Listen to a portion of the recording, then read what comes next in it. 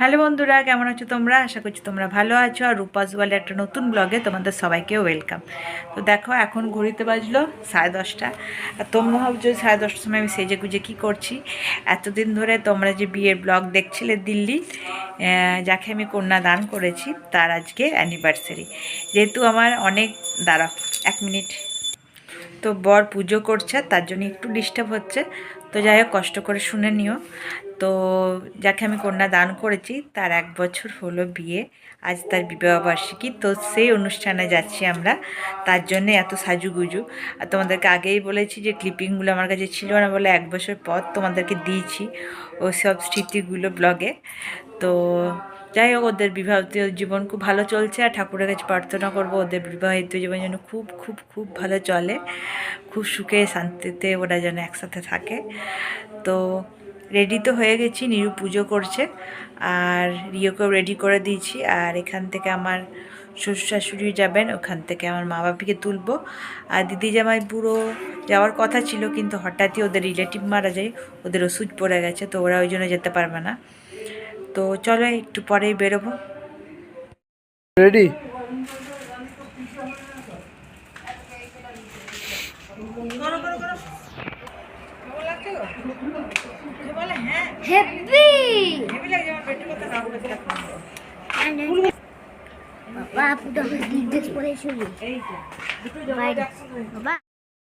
আমাদের বেরোতে বেরোতে অনেকটাই লেট। কোথায় বেরোনোর কথা ছিল প্রায় তোমাদের 10টা নাগাদ, মাকে বলেছিলাম তোমরা 10:30 নাগাদ পৌঁছে, এইখানে বেজে গেল 11টা। চলো মা বাপিকে তুলবো। রিও নাচটা দেখাবো। রিও, এই দেখো আমাদের সারথি চলে এসছে।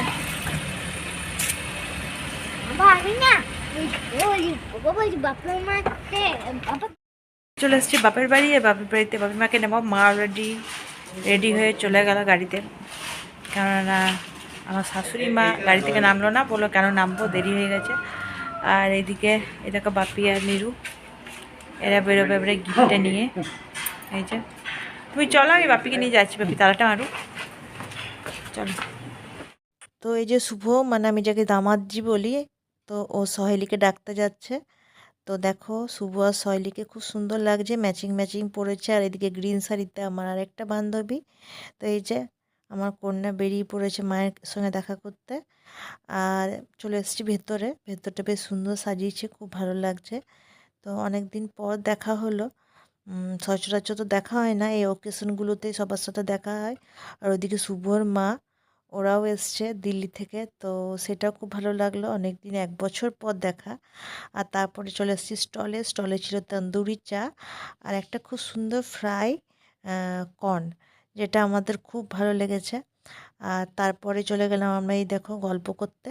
এগুলো সব হচ্ছে দিল্লি পার্টি, মানে আমি তো পরের দিন গেছিলাম, এরা আগের দিন গেছিলো। তো সবাই আমরা একসাথে দিল্লি গেছিলাম বিয়ে দিতে। তো ওই জন্য এটা দিল্লি পার্টি। তো যাই হোক, তারপর নিরু আর সহেলি যেহেতু একই অফিসে কাজ করে, তাই সব অফিস কলিগরা এসেছিলো, তাদের সঙ্গে ওরা ব্যস্ত হয়ে পড়েছিল। এবার পার্টিটা যেহেতু দিল্লিতে না হয়ে দুর্গাপুরে হয়েছে, সবাই এসেও ছিল। আর সবার সঙ্গে দেখা হয়ে অনেকটা সময় ভালো কাটলো। এখানে সবাই আমরা ফটো তুলছিলাম, সব বড়দের সাথে ফটো তুলছিল আর বন্ধুদের সাথেও তুলছিল। আর পেছনে এই যে দিল্লি যেই আমাদের বন্ধুত্ব হয়েছে, ইয়েলো শাড়িতে ও হচ্ছে প্রিয়াঙ্কা, আর গ্রিন শাড়িতে ও হচ্ছে অয়ন্তিকা। তো দুজনেই খুব ভালো, খুব ভালো বন্ধু হয়ে গেছিলাম আমরা। ওরা দুর্গাপুরেই থাকে। তো ওরা অনেক কথা বলছিল, কিন্তু সেগুলো শেয়ার করতে পারিনি তোমাদের সঙ্গে। তার কারণ হচ্ছে যে প্রচুর জোরে জোরে গান বাজছিল। আর এটা হচ্ছে একটা আমার বুনু, আমার থেকে ছোট, কিন্তু ওর হাজব্যান্ডও আমার হাজব্যান্ডের সঙ্গে জব করে। তো যাই হোক, আমার বর তো আনরোমান্টিক কোনো ফটো ফটো তোলে না। ওর সবেতেই লজ্জা, 2-4টে ফটো তুলেছি, তাও আমি জোর করেই বলতে পারো, ওর খুব লজ্জা। তো যাই হোক, তারপর রিওদেরকে খাওয়াতে বসিয়ে দিয়েছিলাম এখানে, যে ওরা খেয়ে নেক, তারপর আমরা খাবো। গিয়ে অফিসের কিছু মানুষজনও খেতে বসে গেছিলো। আর তদারকিতে নিরু আর সৌমেনদা ছিল, আর তার সঙ্গে দামাজিও করছিল। আর এইদিকে আমার বেটু, চিন্তা করবে না, খাবার খায়নি কিন্তু একটা রসগোল্লা খেয়ে নিচ্ছে। আমি তো অবাক পুরো দেখে, যে বাড়িতে খায় না, কি সুন্দর খেয়ে নিচ্ছে দেখো। মোটামুটি সব গেস্টরা খেয়ে চলেও গেছে প্রায় অনেকে। আর 4টে বাজলো, শুধু আমাদেরই খাওয়া হয়নি, আমরা এবার খেতে বসবো। তো রান্নাতে প্রচুর মেনু ছিল, মাটন ছিল, পাবদা ছিল, পোলাও, ভাত, মিষ্টি, পাঁপড়, চাটনি, পায়েস, যা থাকে, সবজি, ডাল, অনেক কিছু ছিল। তো বেশ পেট ভরে খেলাম। খেতে খেতে আমাদের বেজে গেল প্রায় 4:30। তো এইবার হচ্ছে সেই মন খারাপ, আমার এটা খুব মন খারাপ লাগে যখন কোনো প্রোগ্রাম হয়ে যায়, তারপরে যখন সব খুলে দেয়, স্টলগুলো গুটিয়ে দেয়, তখন আমার দেখে খুব মন খারাপ লাগে। দেখবে মেয়ে বিদায়ের পর যেমন মেয়ে বিদায় হয় আর সঙ্গে সঙ্গে প্যান্ডেল খুলতে শুরু করে, ঠিক সেই রকম লাগে, মনটা খুব খারাপ লাগে। তো আমরাও বসে বসে একটু গল্প করছিলাম। তো গল্প করার পর আমরাও বেরিয়ে পড়বো।